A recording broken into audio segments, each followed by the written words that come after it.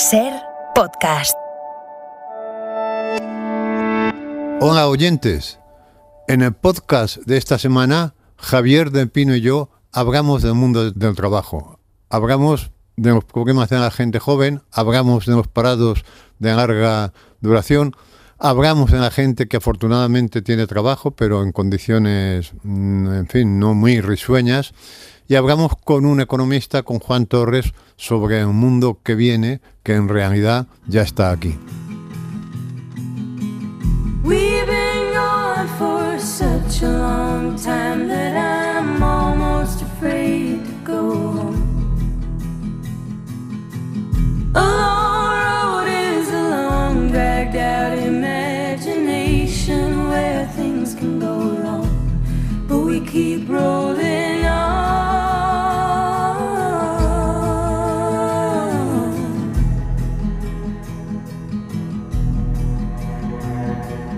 Bueno, estoy intrigadísimo, Juanjo, quiero todos los detalles. ¿Cómo fue? ¿Qué le dijiste al enfermero, a la enfermera?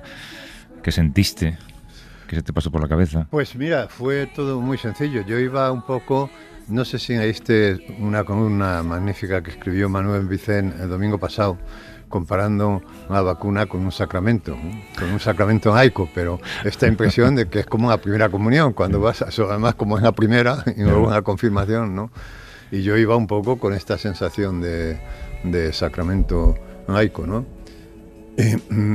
Además, como hemos visto tantas escenas de estas de gente que se tiene que desnudar, digo, hemos visto más brazos de los que necesitamos. Claro, yo ya fui con un poco de manga corta, aunque hacía frío, me puse una chaquetita por encima para que no tener...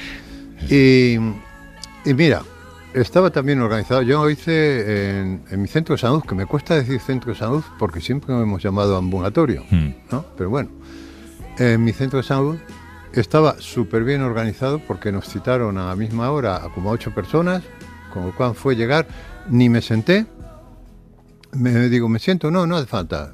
Como yo ya iba con el brazo desnudo, no tuve que empezar ahí a hacer maniobras raras,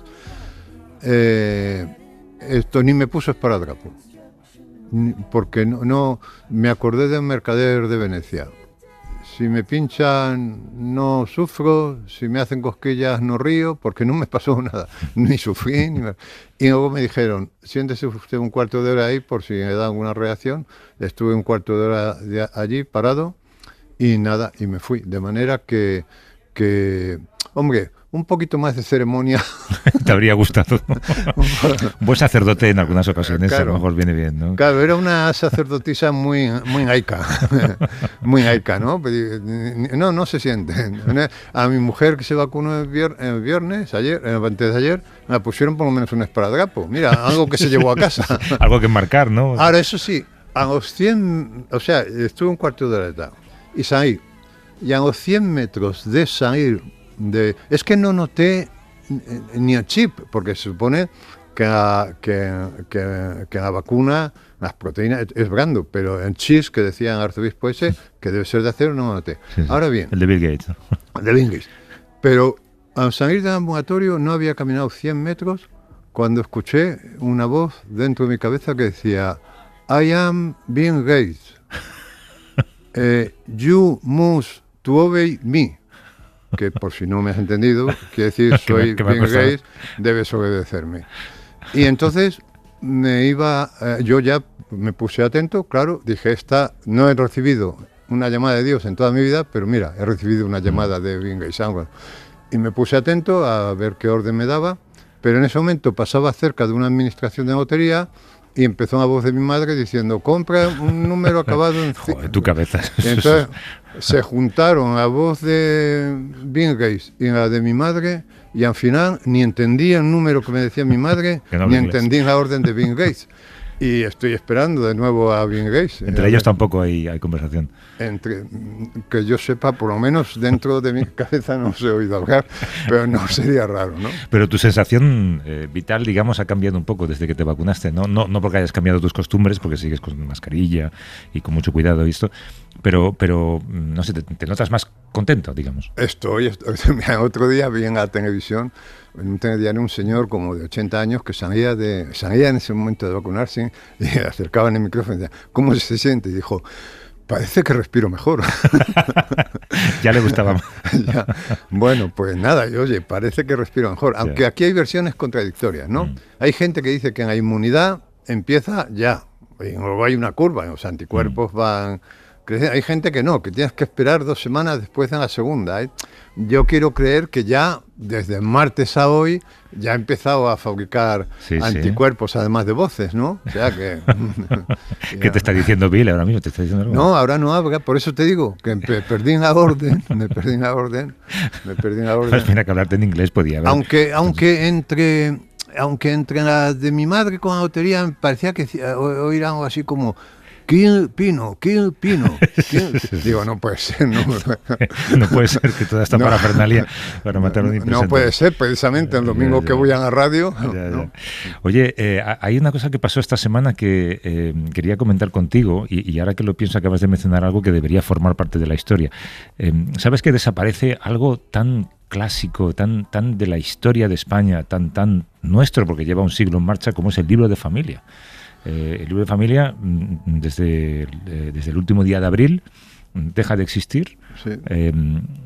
Es un documento muy particular, ¿no? Porque yo creo que es un poco, o era un poco como las cartillas. Tú tenías un hijo y si no lo incorporabas al libro de familia es como si no lo tuvieras. Igual que las cartillas, tenías un dinero, pero si no ibas a actualizar la cartilla, ese dinero no estaba. Esto es una maniobra más de los soviets para destruir De a la Bill familia, de Bill Gates. Esto se ha ocurrido a alguien que se ha vacunado, vamos, Sí, se me han seguro, dicho. seguro. Pero claro, es un modo ya de destruir a la familia. No destruyes a la familia, pero destruyes su representación, ¿no? En mi casa, el libro de familia era esencial, porque como éramos familia numerosa, ya sabes que te hacían descuento en muchos sitios, ¿no? Entonces viajabas, pues tenías que presentar el libro. El libro de familia en mi casa era un objeto muy utilizado. Iba todo el rato. Y me acuerdo yo de cuando se renovaba, que nos teníamos que reunir todos, toda la familia. Y llegaba un fotógrafo a casa. Entonces, fíjate tú, había que llamar a un fotógrafo. Porque esos libros tenían una fotografía. Tenía una fotografía de toda la familia.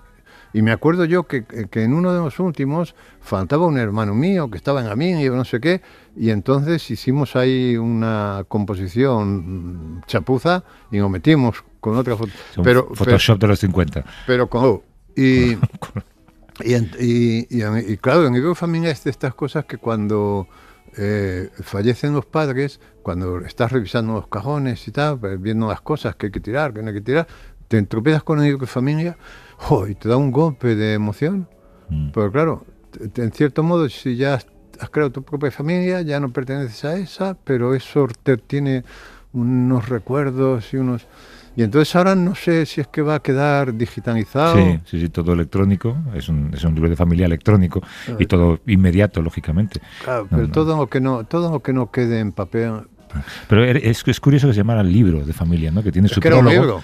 Sí, era una cartillita que tiene su prólogo. El prólogo del libro es quién es el padre, quién es la madre y en qué iglesia se han casado, porque entonces no se puede.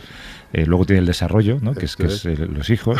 Tiene una parte oscura, porque a cada hijo se dejaba una línea en blanco, y lo estuve revisando, en la que se ponía puntos suspensivos y ponía entre paréntesis, falleció, se emancipó. O sea, tenías que decir qué fue de él, ¿no? ¿Qué fue de él? Y incluso cerrar su historia si es que había fallecido.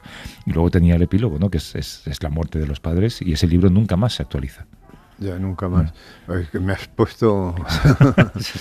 Sí, es un documento, tú fíjate, cuando esos documentos se encuentren dentro de 1000 años, ¿no? Sí. Un resto arqueológico brutal. Y te lo pedían mucho en el franquismo. Tú ibas a un hotel con una mujer y no te dejaban entrar si no enseñabas el libro de familia. Fíjate. Había dos cosas que... es que se dice, y esto porque esto se hace 2 días. Esto decir. Esto hace 2 días. Tú pedías una habitación y decías, ¿están ustedes casados? Sí. A ver, enséñenme el libro de familia. Es que me lo he dejado. Es que no necesitaba otro hermano mío. No, pues no puede. Pues no puede. Había otra cosa que te pedía mucho, que era el certificado de penales también. O sea, de que estaba limpio. Sí, certificado de penales y libro de familia, no me acuerdo de otra cosa. Mm. Pero estas dos seguro. Yo no sabía que había también muchas demandas, en demandas de divorcio. Se conoce que era tan importante como símbolo de lo que había sido la familia, que en demandas de divorcio luego había una demanda posterior que es para ver quién se queda con el libro de la familia, ¿no? Que es de cuando la familia era feliz, la familia predivorcio, digamos, ¿no? Y había un buen número de demandas en los juzgados, según he leído en un reportaje. Pues no, esto me ignoraba. Pues o sea, esto ¿quién acabó. se quedaba en libro de familia? Claro, cuando se separa el padre y la madre, sigue habiendo un libro de esa familia, con los hijos que tenían apuntados, ¿no? Sí. Entonces, ¿quién de los dos? Eso hay que repartírselo, igual que se reparte quién se queda con las casas, ¿no? Pues eso es como Faulkner, por tres partes ponga mitad del libro y ya está, ¿no? Una hoja para ti, una hoja para ellos. Oye, antes estábamos hablando, escuchando el informativo antes de entrar. Has escuchado a Javier Ruiz y según tu Lo he teoría, escuchado además, a las 6 de la mañana Sí. y yo lo que dice Javier Ruiz ya sabes que va a misa. sí, por eso. Y ha dicho que emprenden ya una reforma fiscal, pero por abajo, como siempre. Eso te iba a decir. Con los pobres. Hay dos grandes incógnitas. Una, ¿cómo es posible que esto se filtre a 2 días de las elecciones? Y dos, ¿cómo es posible que la reforma fiscal que todo el mundo espera afecte a los pobres? No, empieza por ahí, pero es que todo afecta, porque yo creo que ya vivimos, que el neoliberalismo ha calado de tal manera que ya no importa. Dice, 2 días antes de las elecciones, pero ¿qué más da? ¿Qué más da? Si ya esta batalla está ganada, si la gente lo ha aceptado ya. Entonces, pero hay que tener una cara dura enorme, ¿no? Dice, oiga, están pensando en una reforma fiscal, empiecen ustedes por arriba, ¿no? Empiecen ustedes, no, pues por abajo, y además es un dinero, ¿eh? Sí, hombre, claro. Lo que se hace es que se elimina la reducción por declaración conjunta, que es algo que siempre suponía un buen porcentaje para muchas familias. Mientras tanto, hace una semana el BBVA planteaba el despido de casi 4.000 empleados de la plantilla, el cierre de más de 500 oficinas. Y ayer el BBVA volvió a niveles pre-COVID, ha ganado 1.210 millones de euros en el primer trimestre del año. El CEO de este banco ha justificado el ERE porque las transacciones en oficinas han caído un 50% en los últimos 2 años y teníamos que actuar. ¿Te acuerdas cuando decíamos hace un año de esto vamos a salir mejores? Sí, bueno, no sé qué me decía. Sí, bueno, lo decíamos todos, ¿no? Pensando que nos afectaría para bien, ¿no? Y también esta semana que termina, hemos conocido el informe de la EPA, de la encuesta de población activa del primer trimestre del año, según el cual hay 3,6 millones de desempleados. No sé cuántas veces deberíamos hacer el ejercicio de ponernos en la piel de esos desempleados, pero creo que muchos de nuestros gobernantes no lo hacen. No hace ninguno. Vamos a ver, esto es un festival de despidos, ¿eh?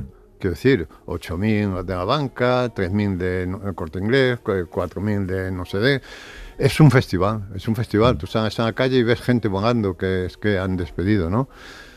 Y luego, sin embargo, ves que los sueldos de la banca, de los directivos de la banca, en fin, son exagerados. Y dicen que es que eso no lo pueden tocar porque está regulado. Eso dicen por el BCE, ¿no? Claro, o sea, que los salarios del trabajador de a pie, eso no está regulado, porque eso sí se puede tocar. Claro. O sea, es que es magnífico, ¿no? Es decir, la reforma fiscal empieza por abajo, porque por abajo no hay quejas, nadie se va a quejar porque no tienen posibilidad de quejarse, no tienen vehículos para quejarse. No pueden hacer lobby. No pueden hacer lobby.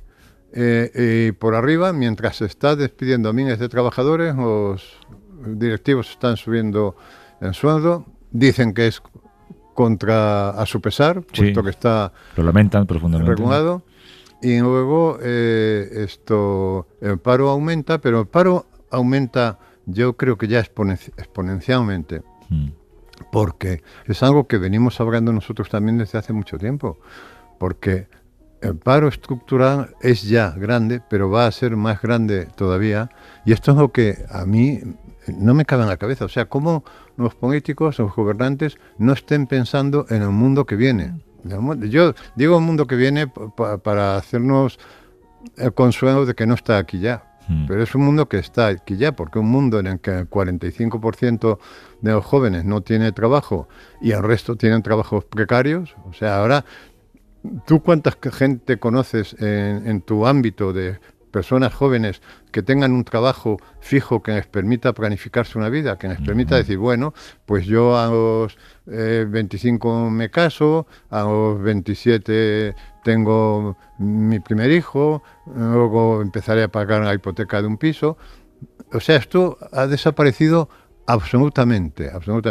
Las CTT, mucha gente va enlazando un trabajo con otro a través de TT, que un día te levantas a las 6 de la mañana, otro día a las 4, pero no puedes pagar un Montepío, no puedes pagar en fin, ir ahorrando para la jubilación, no puedes pagar ni siquiera no puedes pedir un crédito. En alquiler, de piso no puedes pagar. Y esto, el mundo que viene, que ya está aquí, pero vamos a seguir diciendo que viene. Pero de aquí a 10 años el mundo va a haber cambiado de un modo brutal. Y en ese mundo el paro estructural va a ser gigantesco y va a haber gente que va a nacer y va a morir sin haber trabajado. No por voluntad propia, sino porque no tiene ninguna... Eso en una atmósfera neoliberal, que es imposible. O sea, tú para ese mundo tienes que prepararlo.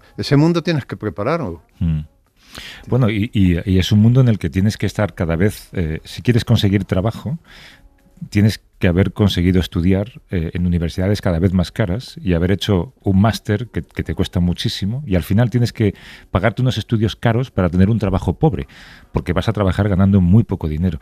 Ayer estaba charlando con Íñigo Domínguez después del programa y estábamos recordando y pensando en nuestra profesión, en periodismo, cuando nosotros entramos, que es una generación antes de quienes están entrando ahora, comparativamente, si hiciéramos el cambio de nuestro primer sueldo entonces con lo que ganarían ahora, serían aproximadamente unos 600 euros lo que podrían ganar ahora. Y es lo que se gana. Es decir, no ha habido ningún incremento de valor adquisitivo para un periodista en 25 años. Y esto en el periodismo es grave en todas partes, pero en el periodismo es muy grave. Claro, yo noto mucho cuando salgo por ahí y te viene un chico todo acelerado, agotado, a hacerte la entrevista, pero viene de hacer una información económica, o sea, no está especializado en cultura, ¿no? Y te dice, perdona, pero no tengo ni idea de a qué vengo. Muchas veces te dice, no, ¿quién eres tú? Pues mira, soy Juan José Millás y tengo una novela o lo que sea, ¿no? Y esto en el periodismo es muy curioso, porque vamos a ver, la crisis en el periodismo se ha arreglado empeorando el producto. O sea, el producto periodístico es peor, son peores, porque la crisis se ha arreglado empeorando el producto. Y esto es como si un panadero entrara en crisis su panadería y lo arreglara haciendo peores panes. No, pues hombre, si tengo crisis, lo que tengo que hacer es mejor. A lo mejor tengo que reducir la producción, hacer mejores panes, o a lo mejor tengo que hacer menos variedad de panes, pero que hacerlo muy bien. Pero resolver una crisis empeorando el producto que vendes es imposible, porque lo que haces es que cada vez se va más gente, cada vez se van más lectores, tú cada vez despides más porque cada vez tienes menos ingresos, y claro, pues llega un momento en que el producto desaparece. Pero esto es un disparate que se me ocurre a mí, que no tengo mente empresarial, ¿no? Claro. O sea, digo yo, a los empresarios cómo no se les ocurre, ¿no? Pero bueno, a lo que iba antes, ¿no? Porque esto a mí es que no deja de asombrarme. O sea, ¿cómo no hay un político que esté pensando de aquí a 5 años, de aquí a 10 años? El mundo va a ser completamente distinto. Y una de las cuestiones fundamentales de ese mundo es que va a haber un paro estructural muy grande. Entonces tú tienes que pensar que va a ser una sociedad distinta. Tendrás que pensar que hay que repartir la riqueza, porque por el mero hecho de nacer todo el mundo debería tener derecho a una vivienda digna y a tener alimentos sin tener que ir a las colas estas de hambre que se están institucionalizando. Entonces tendrás que educar a toda esa masa de gente que no va a trabajar, pero que no va a trabajar a lo mejor con formación buenísima, pues para que trabajen para la comunidad, para que hagan trabajo. En fin, tenemos que construir una sociedad que es completamente distinta a la que estamos viviendo, a menos que queramos que sea una sociedad con un, en fin, sin clase media. La clase media es el pegamento que une todo. Es inimaginable. Bueno, no es tan inimaginable una sociedad en clase media porque en Latinoamérica las hay, las ha habido, ¿no?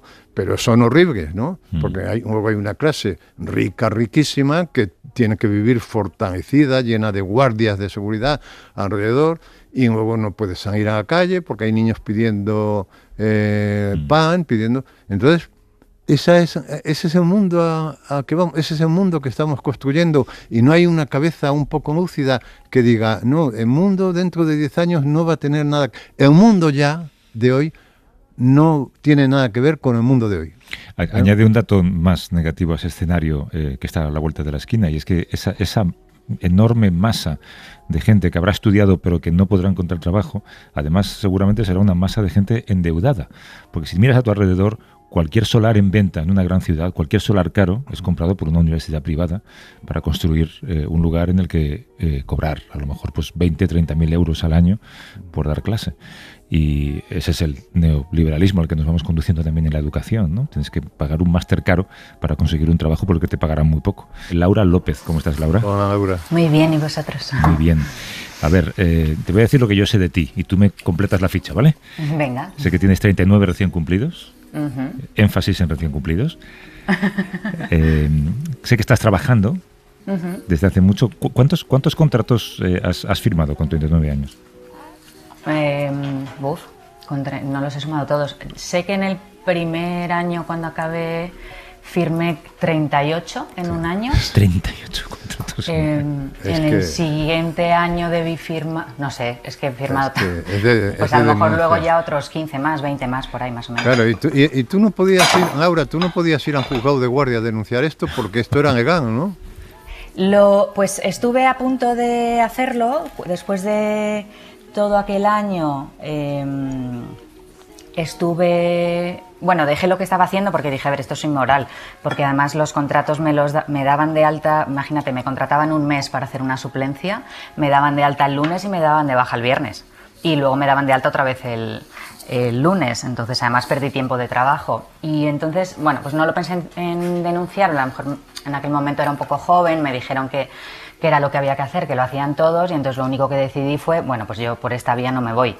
Y entonces me fui a otra vía profesional, y en esa vía profesional conseguí un contrato, entre comillas, un pelín más estable, pero que era un contrato también falso en el sentido de qué es lo que hacía yo y qué es lo que realmente debería hacer. Y estuve 4 años, entonces ahí ya en el 4.º año dije, a ver, una de dos, o los denuncio y me voy, o no me suicido, pero vamos, que muy mal. Y entonces ahí los sindicatos me ayudaron y entonces conseguí un contrato que en aquel momento decías, uy, qué bien, tengo un contrato eventual, ¿no? Eso fue lo que conseguí. Después de 4 años de un contrato falso, sí. dices, un contrato eventual. Son contratos ficticios, contratos falsos, contratos en las categorías son muchas. No, es increíble. Eres médica de urgencias en el hospital. Soy de Palma. médico de urgencias, sí. Médico de urgencias. El primer año aquel de los contratos fue de médico de familia. Médico de familia. ¿Tú has pensado cómo has llegado hasta aquí? Ay, me he hecho tantas veces las preguntas, pero ya es un poco tarde. Entonces ahora la pregunta es, ¿qué es lo que voy a hacer ahora? Claro.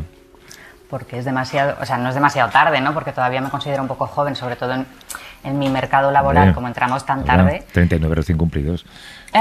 Pero, ¿y cuánto ganas tú, Laura?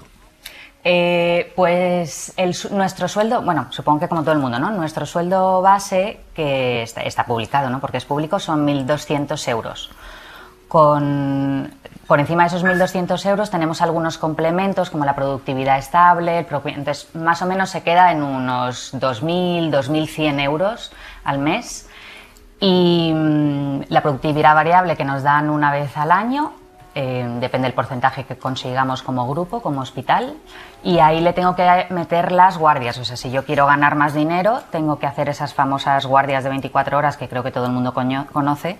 Conoce. Conoce. Eso me ha salido ahí. El subconsciente te ha traicionado. Sí, total. Pero claro, que es que son 24 horas seguidas parando para comer como mucho, ¿no? Eso es horroroso. O sea, entrar a las 8 de la mañana, tener tu jornada habitual trabajando, viendo pacientes, y que estés haciendo exactamente lo mismo a las 4 de la mañana, la gente No, o sea, no, es que no sabría explicar lo que es eso. No, es salvaje. Y además, una de las cosas que decimos, sobre todo los médicos de urgencias, intensivistas, anestesistas, no me quiero dejar a nadie, pero bueno, la gente que tiene muchísimo trabajo a cualquier hora de la madrugada, es que en la mayoría de las profesiones se han regularizado los descansos cuando tu actividad implica una gran responsabilidad, y a nosotros nos piden, sin ningún descanso reconocido, más allá de los 20 minutos cada 8 horas, cada 7 horas, que trabajemos igual y con los mismos resultados, porque estamos tratando con gente a cualquier hora del día. Es surrealista. Claro.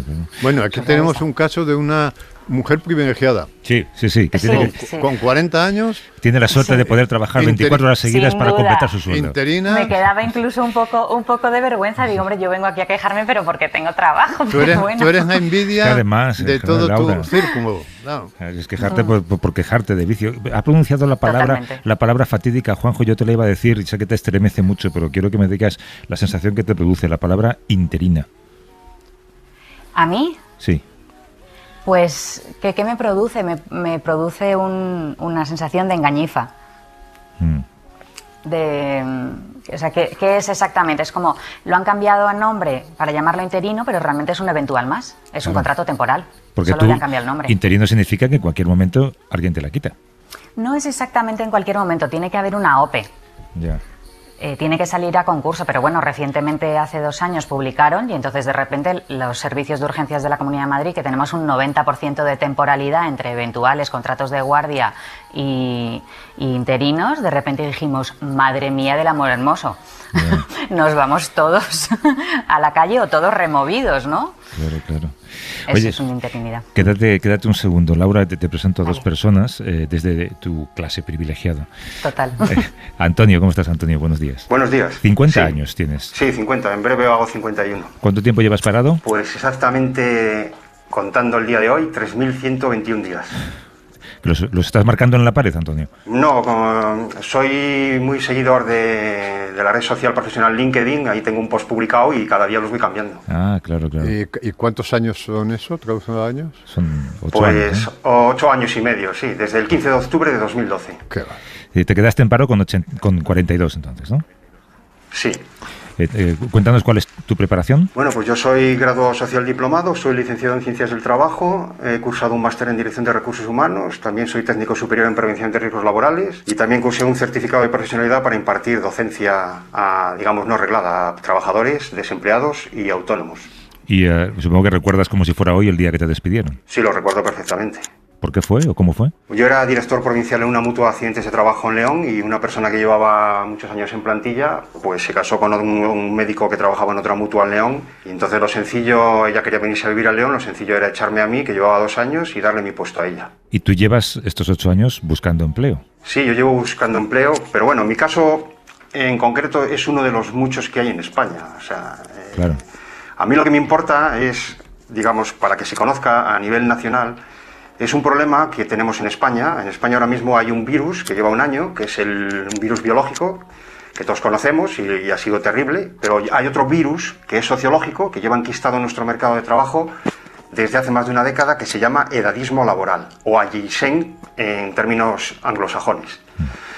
Y esto ha supuesto que nos expulsan del mercado de trabajo por criterios de edad. Pertenezco a una asociación que se llama Más 45 Activos, que fundaron, curiosamente, un catalán y un vasco, prácticamente son las regiones, excluyendo Madrid, más ricas de España, pues para aglutinar e intentar conseguir unos objetivos, que es que se apruebe una legislación al respecto para que no se discrimine por motivos de edad, porque se está discriminando y lo más curioso de todo es que se están vulnerando los derechos fundamentales establecidos en la legislación española, en nuestra Constitución y en la europea.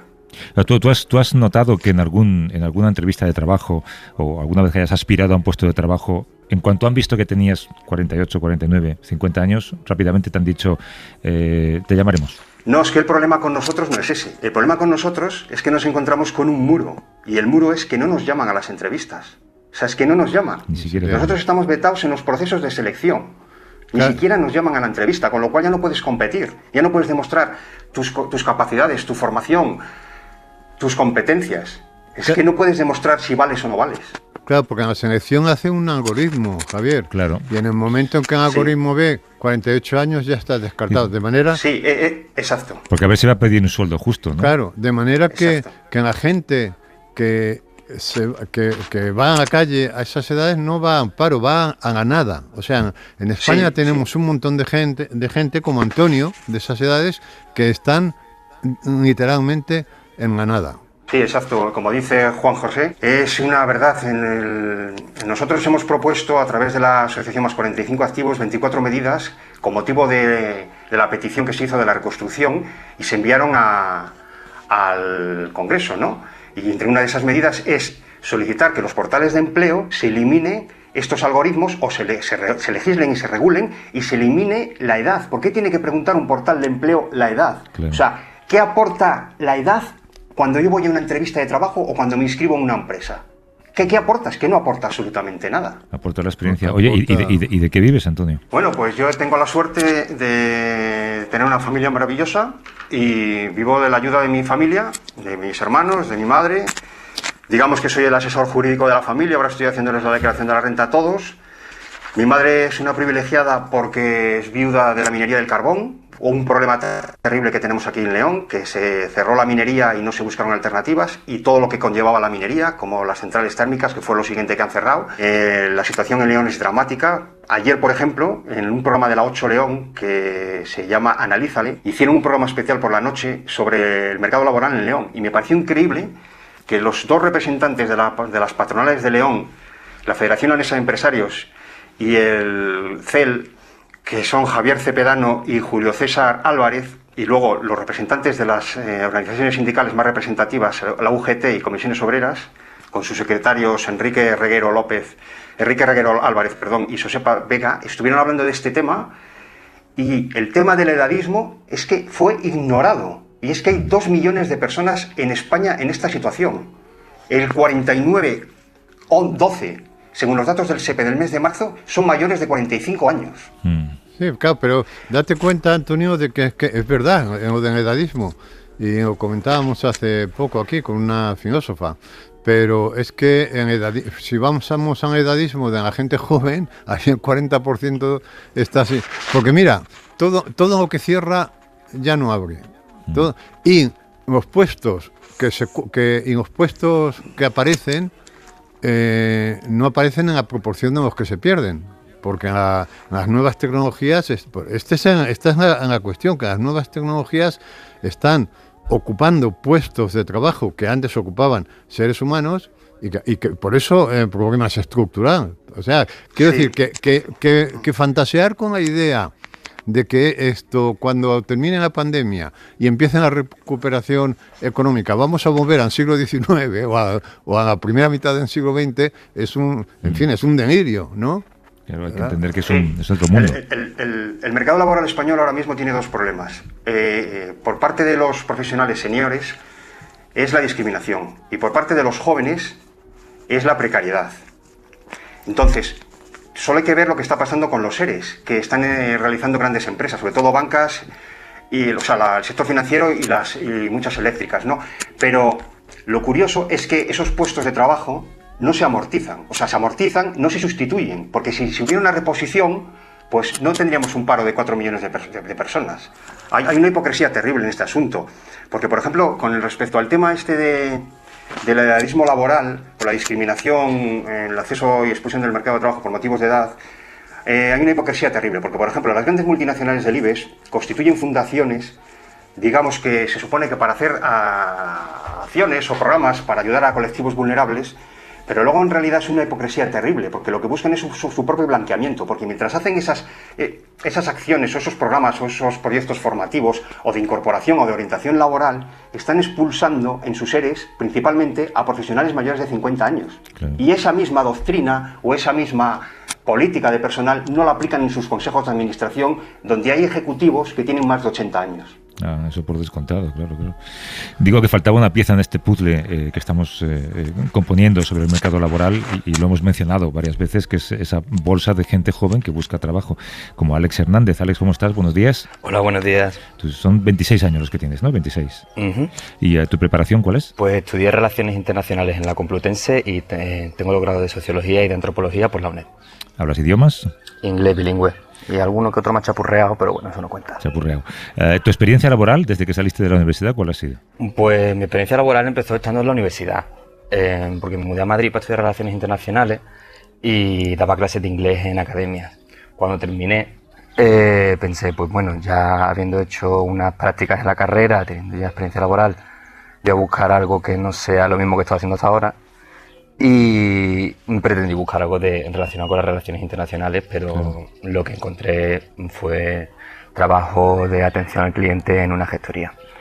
Y mi experiencia principalmente desde entonces ha sido esa. He ido haciendo malabares entre terminar las 3 carreras y trabajar en el ámbito de la atención al cliente y como profesor, monitor de campamento y otros tantos de trabajo. ¿Te has marchado o has tratado de marcharte al extranjero a buscar algo? Sí, me fui a Berlín a ver qué tal allí, porque las oportunidades aquí pues no parecía que fueran muchas. Mi plan era hacer un máster porque da igual una carrera hoy en día. Hoy en día, como todo el mundo tiene carrera, es básicamente casi como si fuera tener bachillerato. Y para hacer un máster, como un máster te permite meter el pie más en el mercado laboral, pues pensé, voy a hacer un máster fuera para meter el pie en un mercado laboral más decente. Y me fui a Berlín, donde también estuve trabajando de atención al cliente y haciendo burritos. Haciendo burritos. El máster te costaría un dinero, además, ¿no?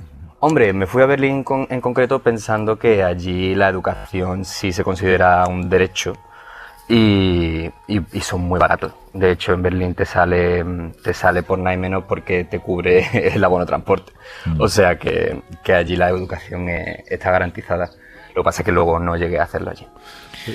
De todos modos, Javier, hola, Alex, claro, esto de irse al extranjero va a dejar de ser una solución también. Claro. Porque en el extranjero ya somos nosotros. De hecho, fíjate que parte de las medidas que está tomando Biden en Estados Unidos tienen que ver, en cierto modo, con el reparto de la pobreza. Es decir, está tomando soluciones realmente muy radicales, ¿no? O sea, por un lado está atacando, no está atacando la reforma fiscal por abajo, sino por arriba.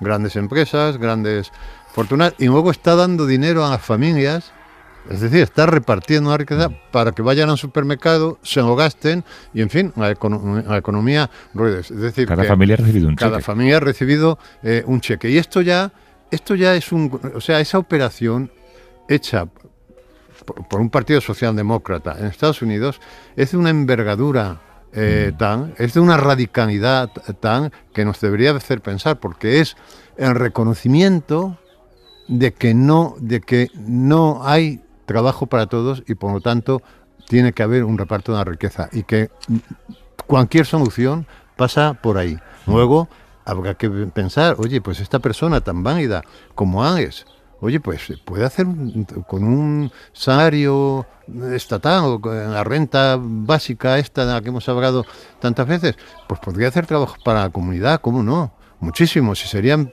gente muy útil, ¿no? O sea, lo que es que hay que replantearse esto que llamamos el contrato social. Que, en fin, lo llamamos contrato social y es un eufemismo porque en gran medida ha venido impuesto, ¿no? Pero esto que llamamos contrato social, por entendernos, es que tiene que cambiar de arriba abajo todas sus cláusulas, ¿no? ¿Qué vas a hacer, Alex, entonces, a partir de ahora? Pues yo me planteaba que si eres joven en España y quieres tener un proyecto de vida, o por lo menos si eres joven en España quieres tener un proyecto de vida y tu familia es de clase obrera, o emigras o opositas. Entonces, igual que en los años 50. Yo habiendo vivido en el extranjero, pues estaba contento, pero yo prefiero vivir en España. Así que mi condición para venir a España era intentar tener un puesto de funcionario y en ello estoy ahora. Claro, esta es otra, bueno, yo te deseo mucha suerte, claro, pero esta es otra, ¿no? Gracias. Es decir, que el refugio para el trabajo fijo, mejor o peor pagado, sea en Estado, ¿no? Esto es tremendo porque no hay funcionariado para todos, ¿no? Pero es tremendo. Eso, y luego este mensaje que dicen que es un mensaje de locos, no, usted tiene que ser emprendedor, pero ¿qué? ¿Cómo que todos tenemos que ser emprendedores? Y yo que vendo, ¿no? Claro, yo que vendo. Y todos tenemos que, además, que tener talento de dueño de Mercadona. Pues no. En fin. Alex, quédate un segundo con nosotros. ¿Son ovejas lo que veo por detrás de fondo? Ay, sí, perdón, que tengo la ventana abierta. No, sí está bien. Ya digo que me gusta mucho en este nuevo mundo radiofónico. Una entrevista bucólica. Imaginar dónde está la gente. Juan Torres López es catedrático de Economía Aplicada en la Universidad de Sevilla. ¿Qué tal, Juan? ¿Cómo estás? Muy bien, muy buenos días. No sé si te hemos estropeado la mañana porque tú estas historias supongo que estás acostumbrado a escucharlas, pero ¿qué conclusiones sacas? Bueno, no me habéis estropeado porque soy oyente vuestro, así que es un poco cambiar de posición, ¿no? La conclusión es penosa porque todo esto afecta a las personas, ¿no? Los economistas suelen hablar del paro y del empleo en términos como muy difíciles de entender y yo creo que en realidad las cosas son más sencillas.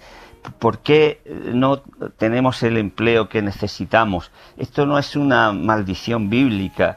El empleo depende de las empresas. Las empresas son las que crean puestos de trabajo y tendríamos que cuidar a las empresas y proporcionar condiciones para que contraten a las personas. Y ¿cuándo contratan las empresas? ¿Qué necesitan las empresas para generar empleo?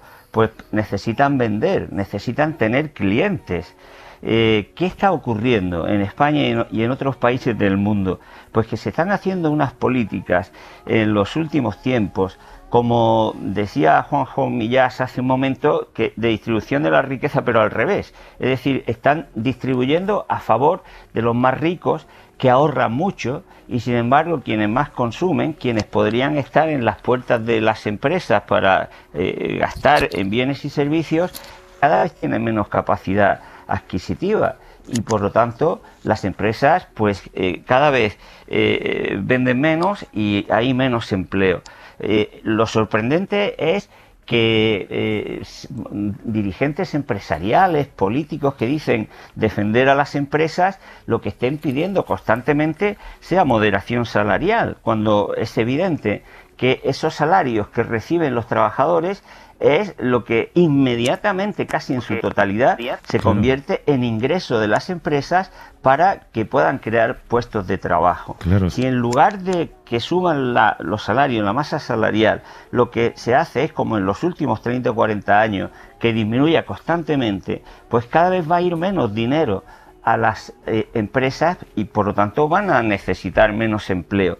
La pregunta es, ¿cómo es posible que quien está diciendo que defiende a las empresas en realidad proponga políticas tan contrarias a la inmensa mayoría de las empresas? Pues muy sencillo, porque no todos estamos igual en la vida y tampoco las empresas. Las grandes empresas, no voy a mencionar a ninguna, pero yo creo que está en la cabeza de cualquiera de nosotros, las grandes empresas que nos tienen, digámoslo así, cautivos, ¿no? Cuando vamos a pagar la luz, cuando vamos a pagar el teléfono, cuando vamos a pagar la hipoteca del banco, cuando vamos a pagar el recibo del coche, esos recibos los pagamos sí o sí. Si nos bajan el 10% del sueldo, pues vamos a tener que seguir pagando eso, naturalmente salvo los que ya están en la parte más baja, porque estamos cautivos. Sin embargo, nos bajan el 10% del sueldo y hay otros gastos que normalmente son los que hacemos en pequeñas y medianas empresas que vamos a dejar de hacerlos. ¿Y qué ocurre? Que el 67% del empleo que se crea en España lo crean las pequeñas y medianas empresas. Entonces, bajar constantemente salarios, pues lo que está haciendo es que las empresas que podrían estar creando empleo no lo creen. Ese es el drama, que para que los de arriba se lleven cada vez más, estamos destruyendo empleo y estamos perdiendo la posibilidad de que nuestras economías funcionen mejor. Y como eso, y ya termino, ¿no?, se traduce en más gente parada, con menos capacidad de negociación, pues se produce otro efecto. Y es que cuando gente que se coloca donde le digan, Pues si le dicen que tiene que hacer horas extraordinarias sin pagar, pues las hace. ¿Y qué pasa? Pues que, primero, se están haciendo en España alrededor de 300 millones de horas extraordinarias al año, la mitad de las cuales no se pagan, por cierto. Más o menos todo eso equivale, pues puede ser como 100 y pico mil, 170, 180.000 puestos de trabajo. El otro día leíamos que jóvenes que trabajan en consultoras financieras, que ganan miles y miles de millones, trabajan 84 horas a la semana. Eso no puede ser. Si redujéramos la jornada de trabajo, que es lo que a lo largo de la historia ha impedido el paro de masas, pues el mundo podría estar de otra manera y no es obligado que padezcamos esta situación. El paro de masas. Te voy a hacer una pregunta, ya nos queda muy poquito tiempo. ¿Tú crees que el error es la falta quizá de humanismo en la política? Que la política no ponga al individuo en el centro de sus acciones y pueda ser capaz de imaginar esto que decía Juanjo, un mundo futuro en el que hay una masa enorme de gente que nunca va a trabajar. En el futuro, si los seres humanos nos damos cuenta de las mentiras, pues habrá trabajo a poco que se vaya reduciendo la jornada del trabajo. Yo creo que los políticos no es tanto que no pongan a los seres humanos en el centro, es que ponen los intereses de unos seres humanos y no de otros. Hoy lo decía Krugman en un artículo muy interesante, el que fue Premio Nobel de Economía en El País. Dice, subir impuestos no destruye empleo. Al revés, lo que destruye empleo es que no haya escuelas infantiles universales, que no haya servicios públicos.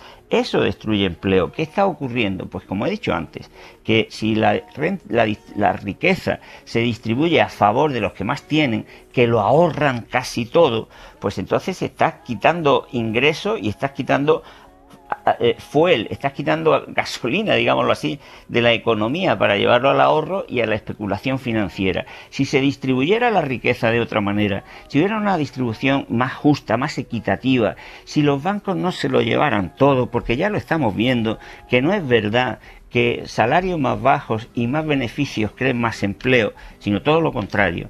Pues entonces, distribuyendo la riqueza de una manera más equitativa, más justa, más igualitaria, podríamos estar dándole empuje a esas pequeñas y medianas empresas y a esas empresas en general que crean empleo para que la economía vaya de otra forma. Y no es tanto el no poner a los seres humanos, sino poner a la mayoría de los seres humanos en el vértice de nuestras políticas. Juan Torres López, que es catedrático de Economía Aplicada en la Universidad de Sevilla. Gracias, Juan. Un abrazo. Un abrazo, muchas gracias. Hasta luego. Y a Alex Hernández, nuestro joven buscador de empleo de 26 años, con ovejas de fondo, Antonio Vieito, nuestro desempleado mayor de 50, y Laura López. Espero que no te hayamos pillado en medio de una de esas jornadas de 24 horas interminables. Hoy tocaba descanso. Igual se te ha quedado también a ti mal cuerpo después de escuchar esto, ¿no? Es que, de hecho, he llevado una reflexión súper interesante. Me ha gustado mucho el comentario del catedrático porque yo también lo pienso y entonces me he dado cuenta que con Antonio y con Alex es todo como las series estas un poco distópicas, ¿no? O sea, realmente, claro, echan a los mayores porque son los que son caros, ¿no?, para las empresas. A los jóvenes los obligan a formarse sin parar para que tarden un poquito más de entrar y que cuando quieran entrar les pase como a mí, ¿no?, que aceptas cualquier cosa para quedarte. Laura, un abrazo fuerte. Antonio, Alex, lo mismo. Muchísimas gracias. Hasta luego. No sé si es una buena manera de empezar el domingo para mucha gente. Yo creo que sí, pues un modo de empezar reflexionando, ¿no? Tú disfruta de tu brazo dolorido. Vale. Y, no me duele. ¿No? No. Nada. Ni me duele, ni me abra gay. Eso no te iba a decir, y recuerdo recuerdos a Bill de mi parte. Sí, me llama y diré. Aunque busque mi muerte. Hasta luego. Hasta luego. Suscríbete a Las Edades de Millás. Todos los episodios y contenidos adicionales en la app de Cadena SER y en nuestros canales de Apple Podcast, Spotify, iVoox, Google Podcast y YouTube. Escúchanos en directo en la SER los domingos a las 9 de la mañana. Cadena SER. La radio.